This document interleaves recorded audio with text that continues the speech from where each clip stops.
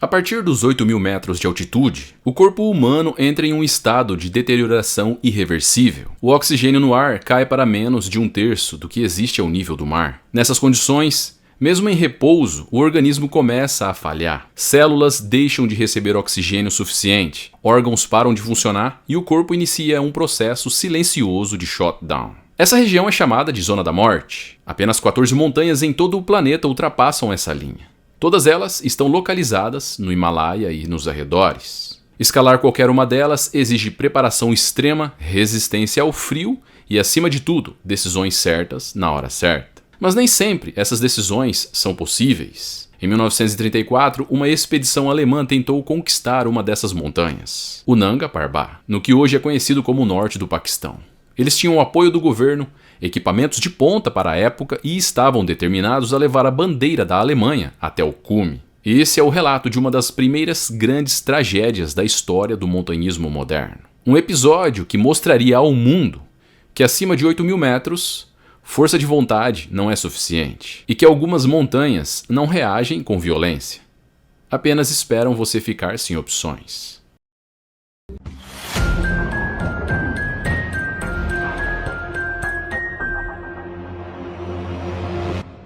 O Nanga Parbat está localizado na porção ocidental da Cordilheira do Himalaia, no atual território do Paquistão.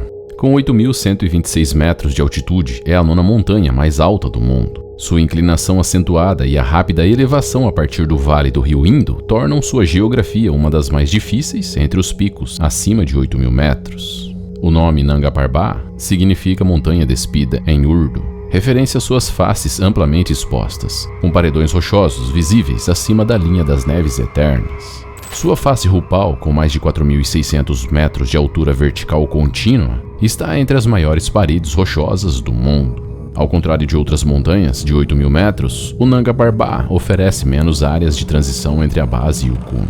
Isso força equipes a progredirem com mais exposição, menos pontos de abrigo e menor margem de segurança. Na época, isso era agravado pela ausência de previsões meteorológicas precisas e de equipamentos modernos. Desde o século XIX, o Nanga Parbat despertou o interesse de exploradores europeus. Em 1895, o britânico Albert Mummery liderou a primeira expedição registrada. Ele desapareceu com 2 guias nepaleses durante uma tentativa de aproximação pela face de Amir.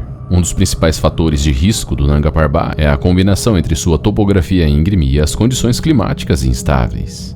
A montanha está situada em uma zona de encontro entre massas de ar úmidas do sul e correntes frias vindas do planalto tibetano, o que favorece mudanças bruscas de clima. Nevascas, ventos fortes e quedas de temperatura são frequentes, mesmo nos períodos considerados de janela favorável para a escalada. Até 1934, diversas tentativas de atingir o cume haviam falhado, muitas delas com registros de mortes entre os montanhistas e carregadores locais. A combinação de fatores naturais, grande desnível, rotas técnicas e clima instável consolidou a reputação do Nanga Parbat como uma montanha de alto risco, especialmente no contexto de alpinismo da primeira metade do século XX. Durante a década de 1930, o Nanga Parbat passou a ocupar um lugar central nos planos do governo alemão, que via na conquista da montanha uma oportunidade de projeção internacional. Após o fracasso das expedições britânicas, a Alemanha decidiu investir recursos em uma campanha própria de escalada, com o objetivo de estabelecer sua presença no cenário do alpinismo de alta altitude. Uma arena simbólica que misturava prestígio esportivo, ambição científica e propaganda nacional. O interesse alemão pela montanha começou antes da ascensão do regime nazista, mas ganhou força com a chegada de Adolf Hitler ao poder em 1933. O novo governo enxergava as grandes expedições como instrumentos de afirmação ideológica. O alpinismo passou a ser promovido como uma forma de demonstrar coragem, resistência e disciplina, valores considerados alinhados à imagem do novo alemão, idealizado pelo Terceiro Reich.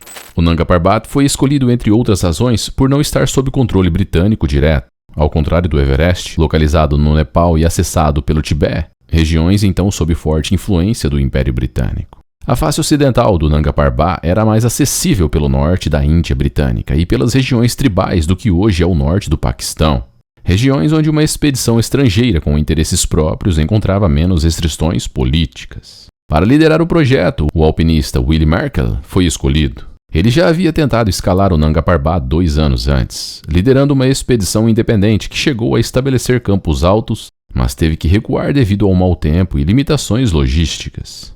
Apesar do fracasso, sua experiência e organização foram bem avaliadas.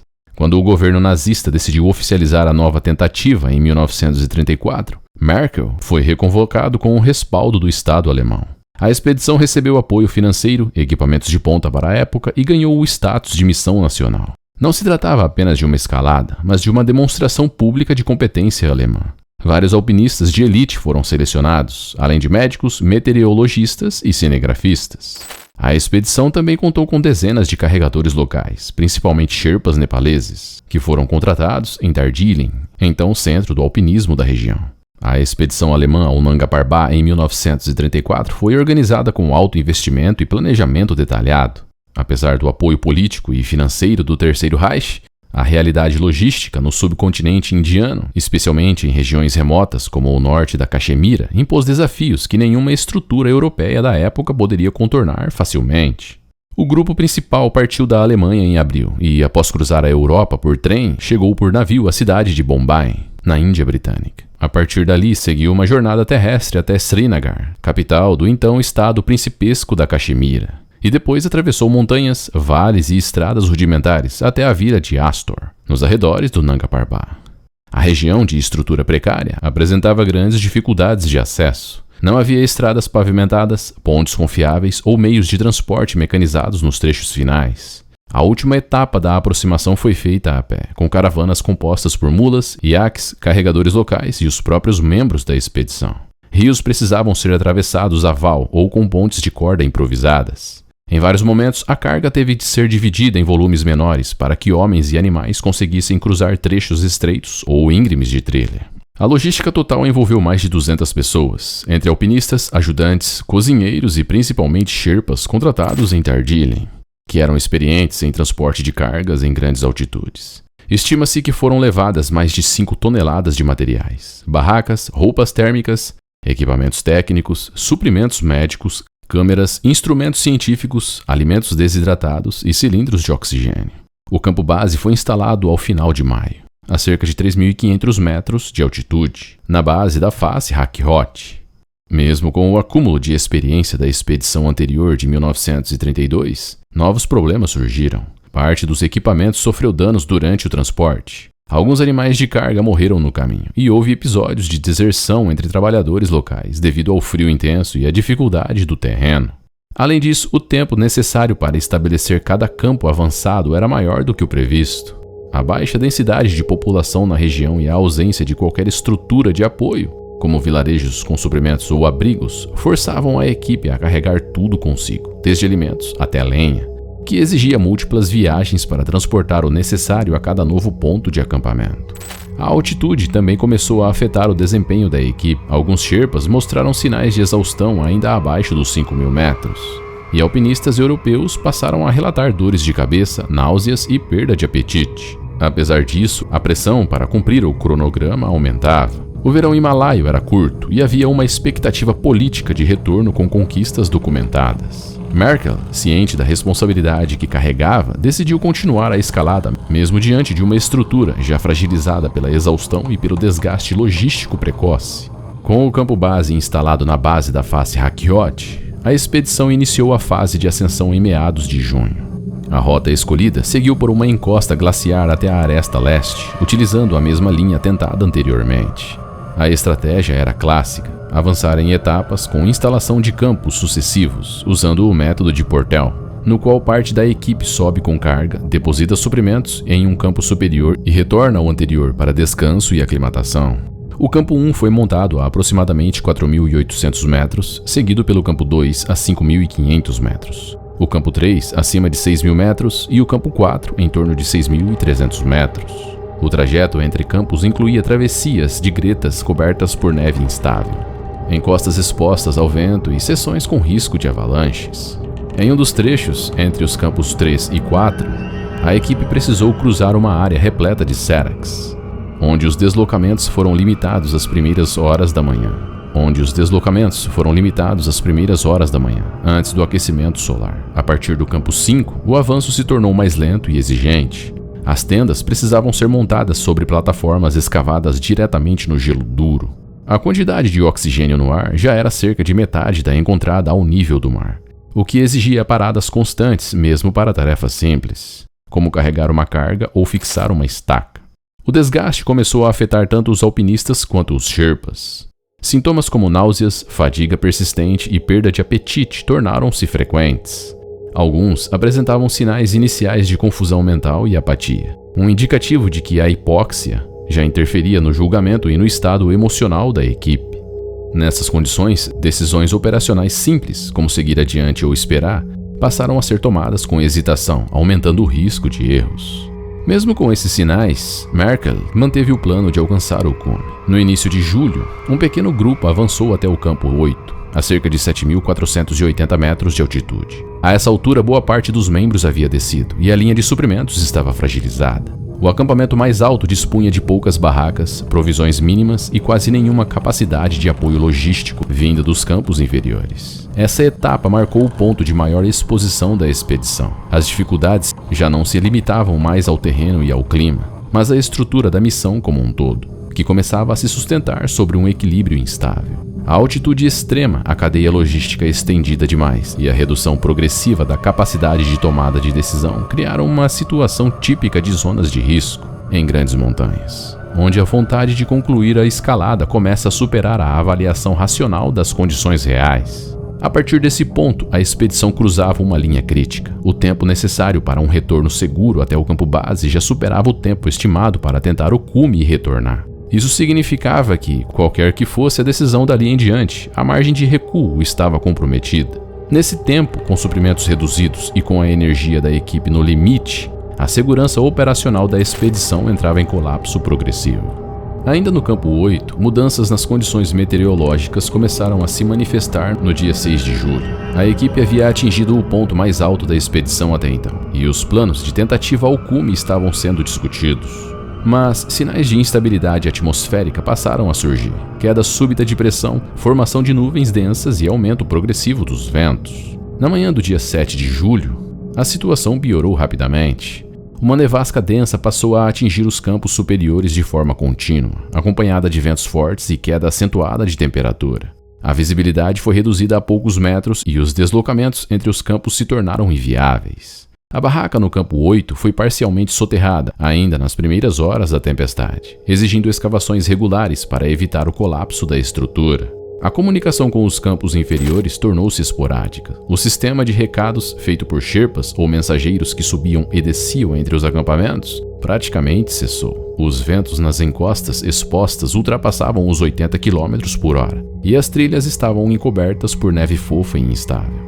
Houve relatos de avalanches nas passagens entre os campos 6 e 7, impossibilitando qualquer linha de apoio. Diante da nova condição, houve discussões dentro do campo 8 sobre uma eventual descida. Alguns alpinistas consideraram tentar descer em meio à tempestade, mas a falta de visibilidade e a incerteza sobre o estado das rotas inferiores tornava essa alternativa arriscada demais. A decisão final foi aguardar no local por uma melhora no tempo. Um grupo de Sherpas tentou subir do campo 5 até o 8 no dia 8 de julho, durante uma breve pausa na nevasca. No entanto, enfrentaram vento lateral intenso e campos de neve recém-formados, onde não era possível manter orientação clara. Dos 4 que partiram, 2 conseguiram retornar. Os outros ficaram presos no caminho ou desceram por rotas alternativas sem alcançar o objetivo. Enquanto isso, as condições no campo 8 continuavam a se agravar. Os fogareiros a querosene falhavam com frequência devido ao frio e à baixa pressão do ar. A água potável era obtida raspando neve e derretendo-a em pequenas quantidades, consumindo o pouco combustível restante. A comida congelada e escassa já não oferecia valor calórico suficiente para manter a temperatura corporal. Membros da equipe passaram a apresentar hipotermia grave, com extremidades endurecidas pelo congelamento.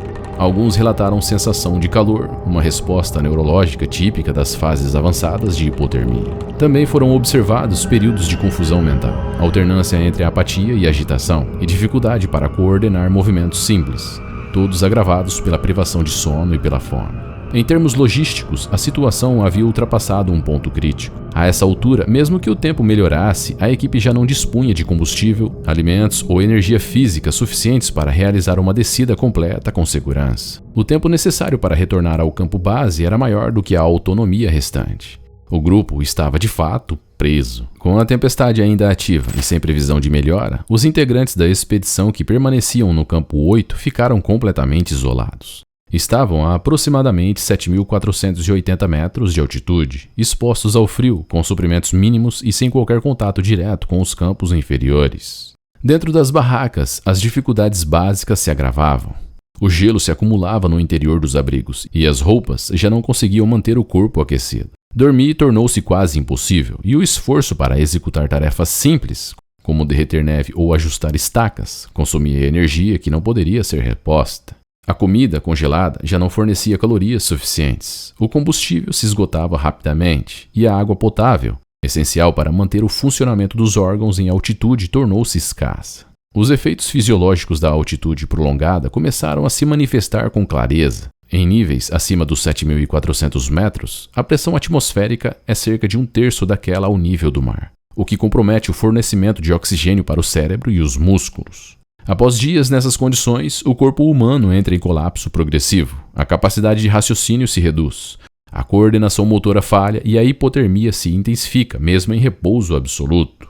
Ulrich Wieland, geógrafo da equipe e alpinista experiente, perdeu a sensibilidade e a mobilidade nos pés devido ao congelamento. Foi um dos primeiros a deixar de se mover. Willy Merkel, o líder da expedição, distribuía os últimos suprimentos entre os que ainda conseguiam se alimentar. Mesmo debilitado, tentava manter uma rotina mínima de cuidado e vigilância, junto aos 2 únicos Sherpas que haviam decidido permanecer no campo 8. Esses 2 homens eram Ang Tsering, um Sherpa veterano com experiência em grandes expedições ao Kanchenjunga e Makalo, e Gailey, mais jovem, mas treinado em Darjeeling e habituado a altitudes elevadas. Ambos haviam recebido ordens para descer, mas escolheram permanecer ao lado dos alpinistas, mesmo sabendo que a chance de retorno era remota. A sensação de desamparo era crescente. Nenhum som vinha dos campos abaixo. Não havia luzes, movimento ou sinais de qualquer equipe tentando subir. Para os que estavam ali, a ausência total de estímulos visuais e auditivos deixou claro que não havia mais ajuda a caminho. A única opção era esperar. Entre os dias 9 e 14 de julho, a situação chegou ao limite. Ang Tsering relataria mais tarde que Wieland foi o primeiro a morrer, seguido por outros membros, todos enfraquecidos, desidratados e com as extremidades enegrecidas pelo congelamento. Merkel teria sido o último a falecer. Segundo o relato, permaneceu consciente até os momentos finais, mesmo já sem condições de se mover. Recusou abandonar seus companheiros debilitados, uma decisão que, na prática, selou seu próprio destino. Ang Tsering então iniciou a descida sozinho. Enfrentou trechos encobertos por neve instável, com visibilidade reduzida, num deslocamento que durou mais de 40 horas. Sem comida, sem equipamentos completos e com sinais iniciais de congelamento, chegou ao campo base com desidratação severa, perda acentuada de peso e danos permanentes nas mãos e nos pés. Foi o único sobrevivente entre os que estavam no campo 8. Décadas mais tarde, alpinistas em missões de busca encontrariam os corpos congelados de Merkel e Wieland, ainda na área do campo 8. Eles estavam preservados pelo frio, próximos a mochilas parcialmente cobertas por neve e equipamentos que nunca chegaram a ser recolhidos. A localização exata e o estado em que foram encontrados confirmaram os relatos do único homem que havia conseguido retornar. Após o desaparecimento de Merkel, Wieland e dos demais no campo 8, os membros restantes da expedição nos campos inferiores aguardaram por dias qualquer sinal de vida ou movimento, mas nada veio. O rádio da expedição havia sido danificado ainda na fase de subida, e com a tempestade cobrindo permanentemente os vales, não havia como enviar ou receber comunicações externas. Sem notícias, o restante da equipe precisou lidar com uma constatação gradual. Os alpinistas isolados provavelmente não estavam mais vivos. A descida final da montanha começou de forma silenciosa e cautelosa. Os campos foram desmontados um a um, e a retirada seguiu em pequenas equipes, intercaladas por dias de espera devido às más condições do terreno. Ao retornarem ao campo base, encontraram Ang Tsering, esgotado, com as roupas congeladas no corpo, parte dos dedos das mãos e pés comprometidos, mas vivo. Ele foi imediatamente tratado por médicos da expedição e, apesar da debilidade física, conseguiu relatar o que havia ocorrido no campo 8. Foi ele quem confirmou a morte dos alpinistas e o local onde haviam resistido até os últimos dias. O testemunho de Ang Tsering deixou pouco espaço para dúvidas. A forma como descreveu os últimos momentos, os sintomas dos companheiros, a estrutura da barraca, os mantimentos restantes, tudo indicava que o grupo havia resistido o quanto pôde, sem desespero, mas também sem esperança. Com a confirmação da tragédia, a prioridade da expedição tornou-se o retorno em segurança. O trajeto de volta pela rota de aproximação foi feito em ritmo lento, pois muitos Sherpas estavam fisicamente debilitados e vários membros da equipe haviam perdido peso e mobilidade. O material excedente foi abandonado na montanha. Pouco foi trazido de volta, apenas alguns cadernos de anotações, equipamentos pessoais e registros incompletos da escalada. O silêncio da montanha, agora sem qualquer presença humana acima dos 6.000 metros, contrastava com o volume de vidas, recursos e expectativas que haviam sido depositados nela semanas antes. A face Hakyot, coberta por uma camada compacta de neve e gelo novo, parecia inalterada, como se nada houvesse ocorrido. A equipe chegou à Europa semanas depois, com parte dos sobreviventes internados por complicações médicas. A imprensa alemã inicialmente tratou o episódio com cautela. Havia um conflito evidente entre o desejo do regime de celebrar a bravura dos alpinistas e o impacto público da tragédia. Desde o início da expedição, os Sherpas foram fundamentais para o funcionamento da logística, responsáveis por transportar equipamentos, montar campos, preparar alimentos e abrir trilhas. Eles permitiram que os alpinistas europeus mantivessem um ritmo de avanço possível. No total, cerca de 70 Sherpas foram contratados em Darjeeling para apoiar a missão de 1934. Muitos deles já haviam trabalhado em outras expedições e estavam familiarizados com os perigos de altitude e clima instável. No entanto, o papel dos Sherpas não se limitou à função de apoio. À medida que a expedição avançava para campos mais altos e as condições climáticas se tornavam mais severas, foram eles os primeiros a detectar sinais de risco iminente. Mudanças no vento, instabilidade no gelo, sons de gelo se partindo, elementos que escapavam à percepção dos alpinistas europeus. Esses alertas muitas vezes evitaram acidentes graves. Durante os dias de tempestade, com os campos superiores isolados, vários Sherpas tentaram subir para entregar mantimentos ou verificar a situação dos companheiros. No dia 8 de julho, uma equipe composta por Ang Tserin e outros 3 carregadores tentou alcançar o campo 8, mas enfrentou vento forte, deslizamento e neve profunda. Apenas 2 conseguiram retornar. Os demais se perderam durante o trajeto ou tiveram que recuar por rotas improvisadas. Outros Sherpas, mesmo em condições precárias nos campos médios, como o campo 5 e 6, continuaram realizando tarefas logísticas essenciais, protegendo equipamentos e tentando manter trilhas parcialmente abertas e reidratando neve para fornecer água aos alpinistas debilitados. Com suprimentos escassos e grande parte da equipe europeia já fora de operação, os Sherpas assumiram responsabilidades que iam muito além do que lhes havia sido designado. A decisão de Ang Tserin e Gailey de permanecer ao lado de Merkel e Wieland no campo 8 foi tomada de forma consciente, mesmo quando já se sabia que não haveria mais chances de retorno organizado. A presença deles não era apenas uma demonstração de lealdade, era um ato de coragem e humanidade em um ambiente onde a logística de autopreservação justificaria a retirada. Gailey não resistiu. Ang Tserin, embora debilitado, conseguiu retornar por conta própria. É um dos feitos de resistência mais notáveis da história do montanhismo. Apesar disso, os relatos pós-expedição tendiam a concentrar-se nos alpinistas europeus, relegando o papel dos Sherpas a notas de rodapé. Foi apenas nas décadas seguintes, com o amadurecimento das narrativas sobre montanhismo, que suas contribuições começaram a ser reconhecidas com maior clareza. A tragédia no Nanga Parbat, em 1934, teve repercussões imediatas na Alemanha e na comunidade internacional de alpinismo. O governo alemão, à época sob o comando do regime nazista, adotou uma postura ambígua diante da tragédia. Por um lado, exaltou o heroísmo de Wilhelm Merkel, Wieland e dos demais como mártires de uma missão nacional. Por outro, houve um esforço para controlar o impacto público negativo de uma operação que envolvera alto investimento estatal e havia fracassado de forma contundente. A imprensa oficial divulgou homenagens póstumas e produziu artigos que exaltavam a coragem dos alpinistas, frequentemente omitindo ou minimizando o sofrimento dos Sherpas. O governo chegou a cunhar medalhas comemorativas e os nomes de Merkel e Wieland foram incorporados a monumentos e academias. No entanto, entre os círculos de alpinismo e especialistas em expedições, a tragédia foi vista com mais sobriedade. O relato de Ang Tserin circulou entre os organizadores europeus de expedições, oferecendo uma rara visão do que ocorreu nas altitudes mais elevadas. Seu depoimento foi fundamental para consolidar uma leitura crítica. A expedição havia avançado além de sua capacidade de sustentação, e o planejamento, embora meticuloso, falhou em reconhecer os limites impostos pela altitude e pela janela climática. Nas décadas seguintes, com a evolução do alpinismo técnico e o aumento das expedições nos Himalaias, o Nanga Parbat continuou sendo um desafio de alto risco. Os restos congelados de Merkel e Wieland só foram localizados em 1953, durante uma expedição de reconhecimento. Seus corpos estavam parcialmente preservados, ainda próximos à localização do antigo Campo 8. Equipamentos, peça de vestuário e um diário danificado foram recolhidos. Esses achados confirmaram o relato de Yang Tserin e permitiram, pela primeira vez, mapear com precisão os últimos acampamentos. A identificação formal dos corpos e a análise dos itens encontrados encerraram um capítulo de incerteza. O caso de 1934 permaneceu como uma das maiores perdas humanas em uma única expedição no Himalaia até então, e marcou a reputação do Nanga Parbat por décadas. Outras tentativas continuaram. Em 1937, uma nova expedição alemã foi organizada, mas novamente terminou em tragédia. 16 membros da equipe morreram em uma avalanche, incluindo todos os alpinistas e vários carregadores.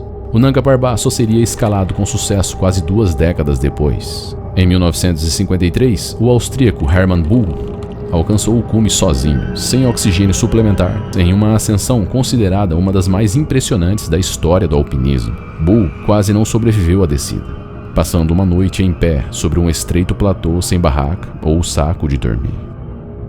Se você chegou até aqui, obrigado por me assistir. Se você quiser ouvir mais histórias como essa em áudio, você pode acessar nossos episódios completos diretamente no Spotify. O link está na descrição do vídeo. Mais uma vez obrigado, e com sorte, nos reencontraremos nos próximos vídeos.